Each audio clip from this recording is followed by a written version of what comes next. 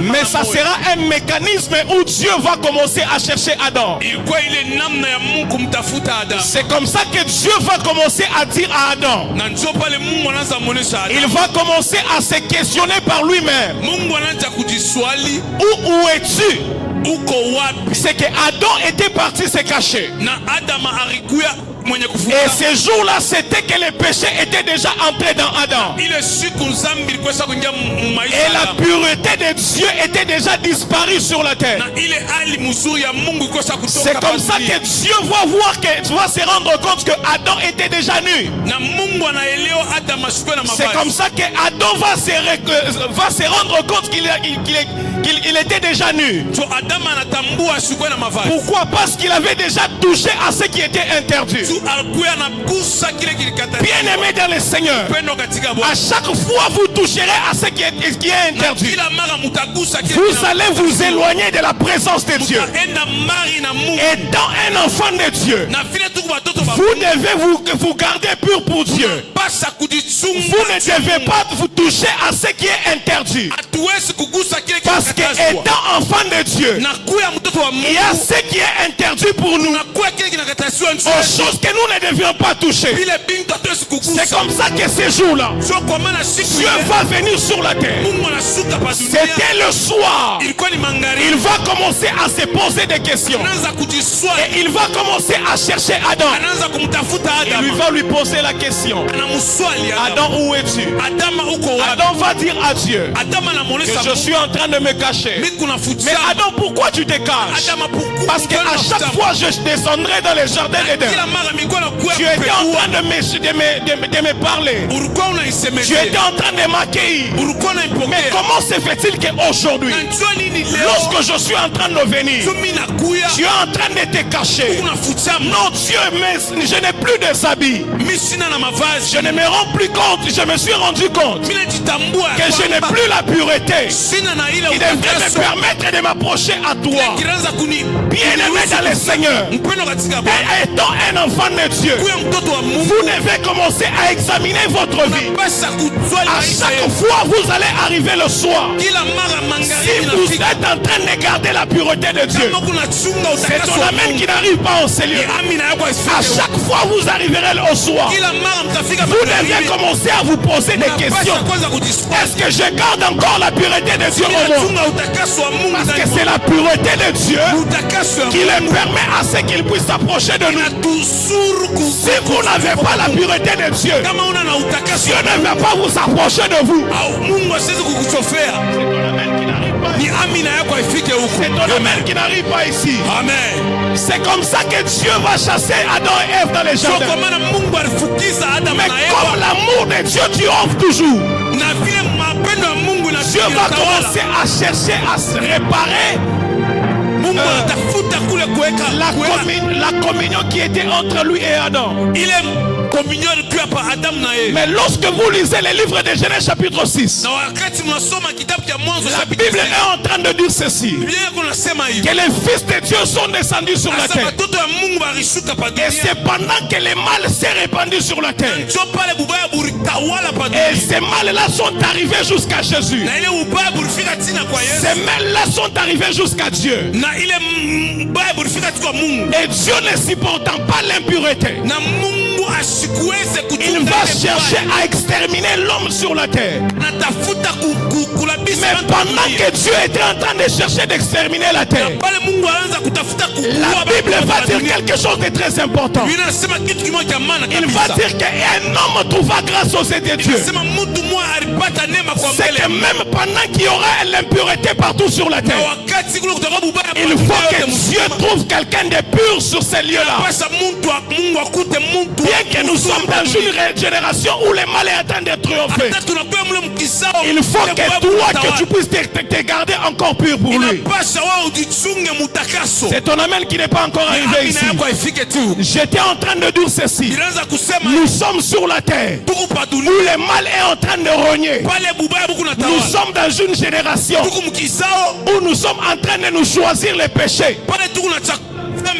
c'est que la fornication pour les chrétiens n'est plus encore un péché. Les chrétiens ont commencé à se choisir des péchés. C'est que si vous regardez l'église actuelle, si on veut parler du péché, on va parler de deux choses. Lorsqu'un enfant de Dieu ne boit pas, et lorsque ce dernier ne fume pas, il est en train de se prendre pour un chrétien pur. Mais alors qu'il est en train de vivre dans la fornication, alors qu'il est en train de vivre dans l'abomination, alors qu'il est en train de se corrompre de lui-même, mais que dans cette génération, il faut que Dieu puisse trouver quelqu'un qui va parler pour lui, quelqu'un qui va faire l'exception de Dieu. C'est comme ça que dans Genèse chapitre 6, la Bible est en train de parler de quelqu'un de très important qui a trouvé grâce aux yeux de Dieu. Alléluia. Amen. Alléluia. Amen. Alléluia. Amen. À chaque fois Dieu pouvait commencer à détruire la terre, il y avait toujours quelqu'un qui pouvait avoir grâce aux yeux de Dieu. Alléluia. Amen. Alléluia. Amen. Les processus de Dieu pour remettre l'homme à lui a passé par plusieurs méthodes. Lorsque Dieu voulait réparer entre sa communion avec l'homme, il est passé par plusieurs méthodes. Et la première méthode de Dieu, c'est la méthode que j'ai appelée la méthode de Noé. C'est qu'au lieu que Dieu puisse exterminer l'homme, il va se donner la chose à l'humanité au travers de Noé, qu'il puisse parler de sa part et que les hommes puissent rentrer à lui. C'est comme ça que la Bible est en train de dire que Dieu va parler à Noé. Il va lui dire de parler à son peuple, qu'il puisse se détourner du mal, afin qu'il puisse les recevoir. C'est comme ça que la méthode de l'arche de Noé a commencé.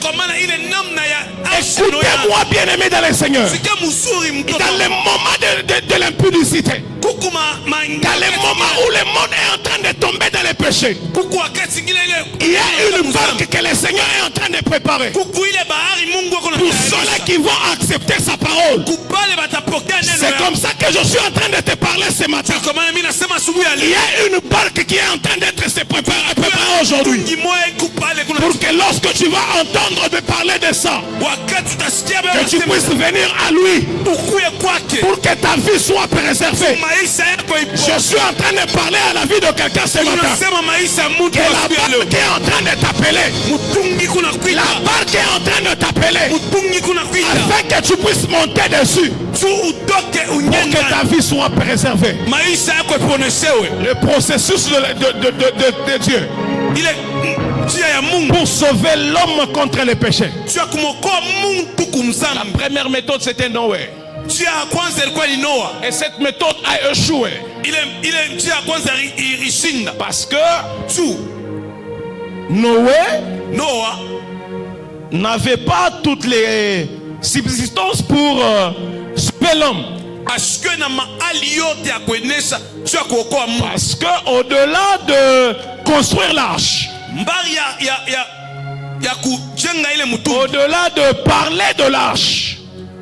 au-delà de parler de l'arche, j'ai comme l'impression qu'il y a quelque chose qui manquait à Noé.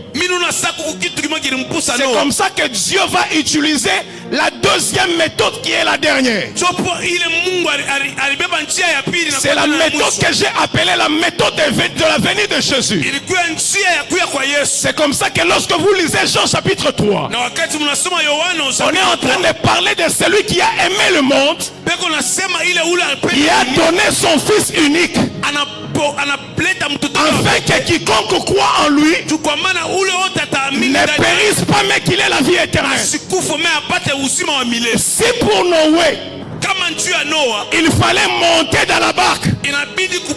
Mais pour Jésus, il faut seulement croire en lui. Si pour Noé, il faut éviter les déluges. Mais pour Jésus, il faut se croire en lui. Je suis en train de parler à quelqu'un ce matin. Ça ne sera pas pour la barque, mais ça sera pour l'acceptation de Jésus. Et ta vie sera préservée. Et tu auras la vie éternelle. Tape quelqu'un qui est à ta droite.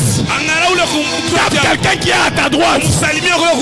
Dis-lui que ma vie sera préservée par Jésus. Tape celui qui est à ta gauche. Dis-lui ma vie sera préservée par Jésus. Est-ce que tu peux acclamer pour Jésus? C'est comme ça que lorsque vous lisez dans la méthode de Jésus, il est en train de dire, il donne la chance au monde. Et il va préparer son processus en 5 méthodes. Pourquoi en Jésus? Non, pour atteindre le salut. Jésus nous a ouvert 5 chemins afin que nous puissions la voir personnellement. Amen. C'est toi qui n'es pas encore là. C'est toi qui n'es pas encore là. C'est toi qui n'es pas encore là. Amen. Et le premier chemin, c'est le chemin de la repentance.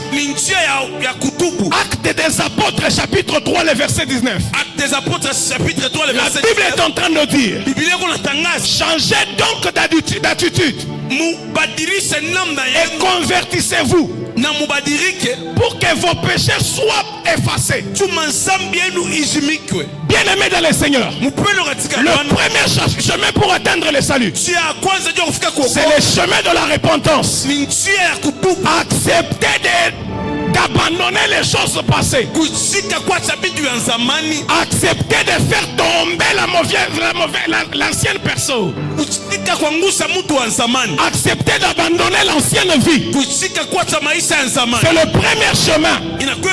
Plusieurs personnes sont en train de venir à Jésus sans pour autant passer par le premier chemin, qui est le chemin de la repentance. Écoutez-moi très bien. Si vous venez à l'église et que vous ne vous êtes jamais repenti, vous ne faites pas les cumuls de poids. Vous ne faites pas les cumuls de poids. Tu es en train de passer ton temps inutilement. Parce que les passages obligés, c'est le chemin de la repentance.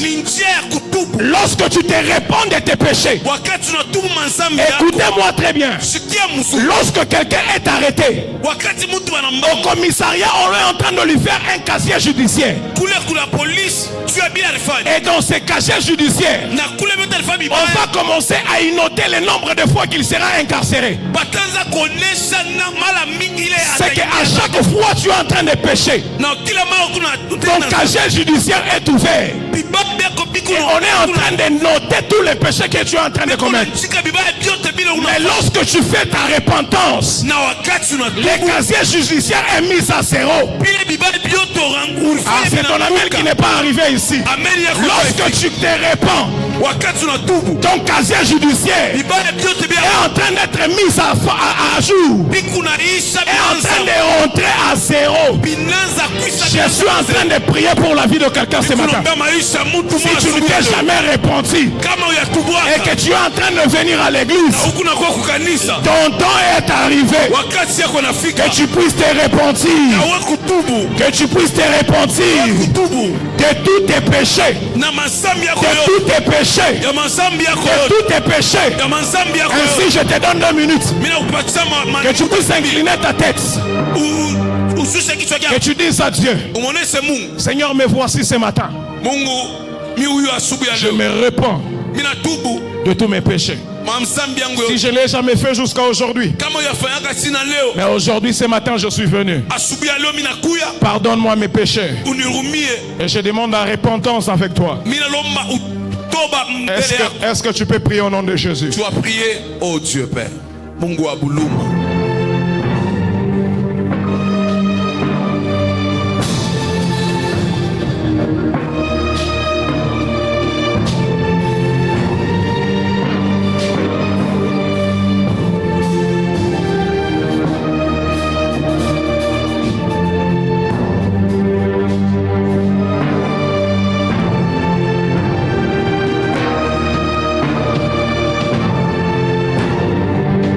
Réponds-toi, réponds-toi.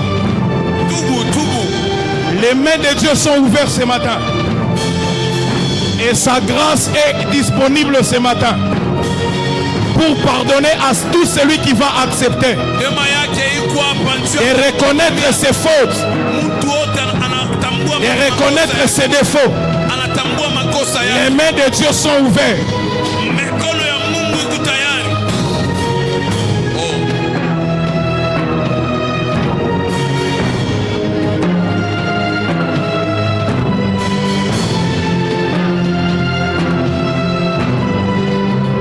Et le deuxième chemin, le premier, j'ai dit que c'est la repentance.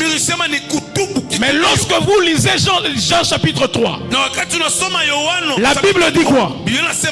En effet, Dieu a tant aimé le monde, il a donné son Fils unique, afin que quiconque croit,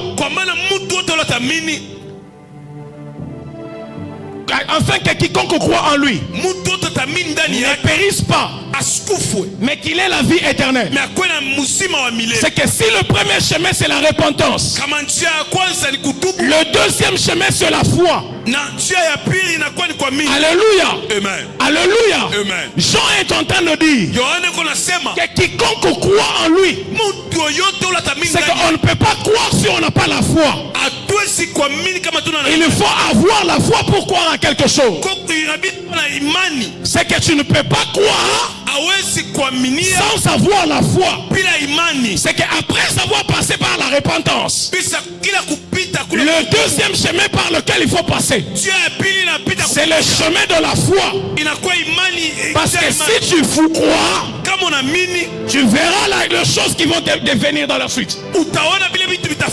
Parce que Dieu est invisible. Et tout ce qu'il est en train de faire, nous le croyons par sa parole. Et nous croyons qu'il a créé toutes choses par sa parole. C'est qu'il faut avoir l'assurance de croire à quelque chose que tu n'as pas vu. Il faut avoir le courage de croire à quelque chose que tu n'as jamais vu pour avoir le salut. C'est que la foi devient le deuxième chemin par lequel il faut passer. Je suis en train de finir très rapidement. Alléluia. Amen. Alléluia. Amen. Et le troisième chemin, le troisième chemin, c'est la confession. Romains chapitre 10. Je vais le lire. Je vais le lire. Romains chapitre 10. Romains chapitre 10. Ce n'est pas les frères romains. Hein? N'est-ce pas? C'est Romains chapitre 10. Romains chapitre 10. J'ai dit que le troisième chemin, c'est la confession. Alléluia. Amen. Romains chapitre 10, le verset 9. Romains chapitre 10, le verset 9. Si tu reconnais publiquement de ta bouche que Jésus est Seigneur, et si tu crois de ton cœur que Dieu l'a ressuscité, tu seras sauvé. C'est que pour être sauvé, il faut confesser avec la bouche. C'est que la foi en Jésus n'est pas un acte discret. La foi en Jésus n'est pas un acte discret, mais plutôt un acte public. Ainsi, il faut confesser avec sa bouche. Parce que dans ton cœur, tu as cru à quelque chose. Et ta bouche doit croire à la même chose. Ton cœur ne peut pas croire à A. Ton cœur ne peut pas croire à A. Et ta bouche confesser à B. C'est que ton cœur doit être en communion avec ta bouche. C'est comme ça que si tu t'es repenti. Et que si tu as mis la foi, la troisième des choses, il faut confesser de sa bouche. C'est que celui qui confesse de sa bouche est en train de proclamer l'existence de Jésus. Alléluia. Amen. Alléluia. Amen. Alléluia. Amen. C'est lui qui confesse de sa bouche est en train de prouver sa foi publiquement. Parce que Romain est en train de dire, si tu reconnais publiquement, c'est que ce n'est pas une chose secrète, mais plutôt une chose publique. Jésus n'est pas une personne, une chose personnelle. Jésus est une personne familiale. Jésus n'est pas pour une personne. Jésus est pour tout un quartier. Jésus n'est pas pour une personne. Jésus est pour tout un pays. Jésus n'est pas pour une personne. Jésus est pour tout le monde. Je suis en train de dire à quelqu'un que tu confesses de ta bouche que Jésus-Christ est Seigneur et tu seras sauvé. Et tu seras sauvé. Qui peut confesser ce matin? Est-ce qu'on peut dire Jésus? Jésus. Est-ce que tu peux le dire encore Jésus? Jésus. Alléluia. Amen. J'aime Jésus. J'aime Jésus. Si tu confesses de ta bouche que Jésus est Seigneur, ça c'est le troisième chemin. Le chemin de la confession. Le chemin de la confession. Et le quatrième chemin. Alléluia. Amen. C'est le chemin de la nouvelle naissance. Amen. Alléluia. Amen. C'est le chemin de la nouvelle naissance. C'est comme ça que Nicodème, il va poser à Jésus une question en ce qui concerne le miracle. Mais Jésus, en les regardant, il va voir que cette personne n'a pas ma nature. Parce que pour avoir la nature de Dieu, il faut passer par ces processus que je suis en train de vous parler. C'est comme ça que Jésus va regarder Nicodème. Il va lui dire que pour pouvoir avoir ceci, il faut la nouvelle naissance. Alléluia. Amen. La nouvelle naissance. La nouvelle naissance. La vie chrétienne est un processus. La vie du salut est un processus. Est un processus. Et quand tu es en train de venir à l'église, il faut avoir l'assurance d'avoir passé par ces 5 chemins. C'est qu'il faut avoir eu à faire la repentance premièrement.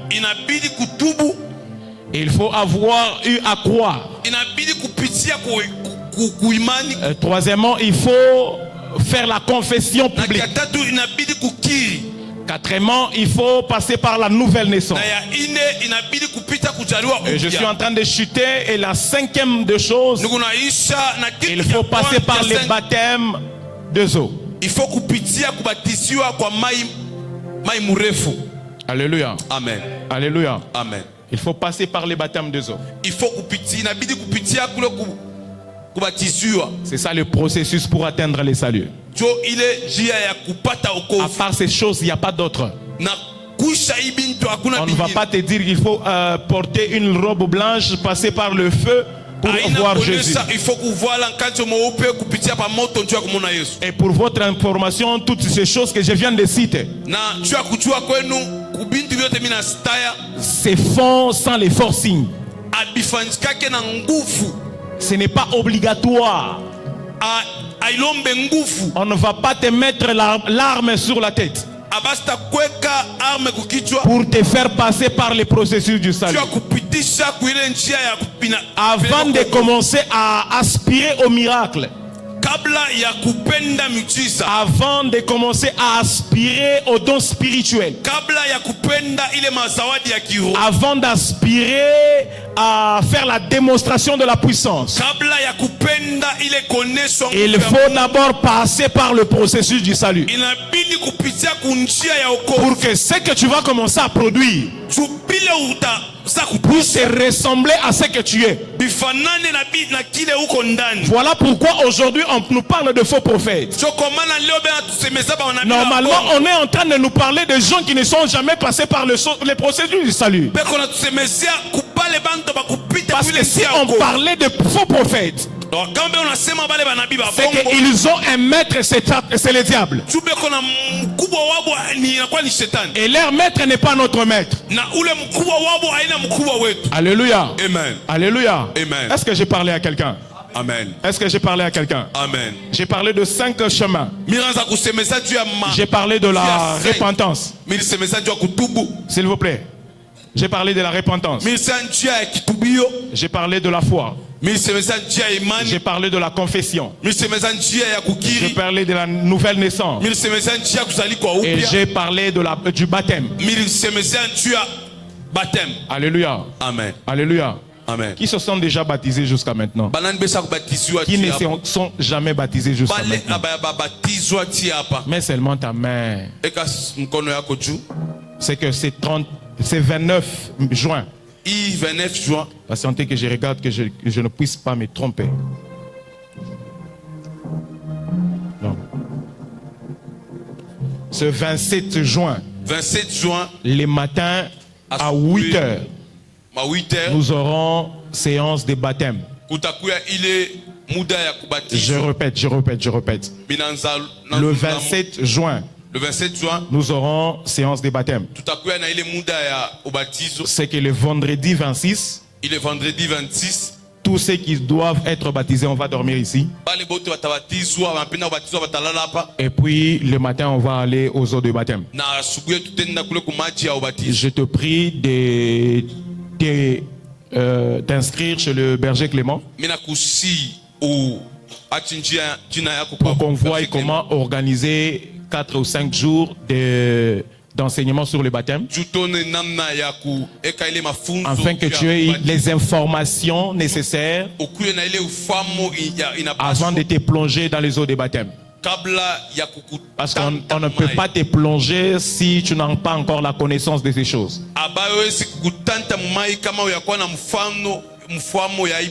Alléluia. Amen. Alléluia. Est-ce qu'on peut acclamer pour la parole? Est-ce qu'on peut acclamer pour la parole? Est-ce qu'on peut acclamer pour la parole? Est-ce qu'on peut acclamer pour la parole? Je te prie que tu inclines ta tête. Incline ta tête. Que tu dises à Dieu, renouvelle ma vie. J'ai cru en toi.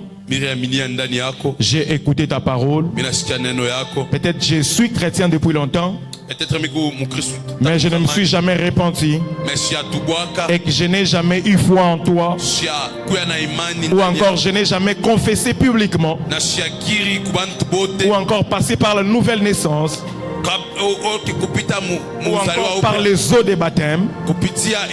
Mais ce matin je viens d'avoir les informations nécessaires. Je te prie de me renouveler ma vie chrétienne, de m'accepter dans ce nouveau monde. Élève ta voix et prie au nom de Jésus. Merci Jésus. Merci Jésus.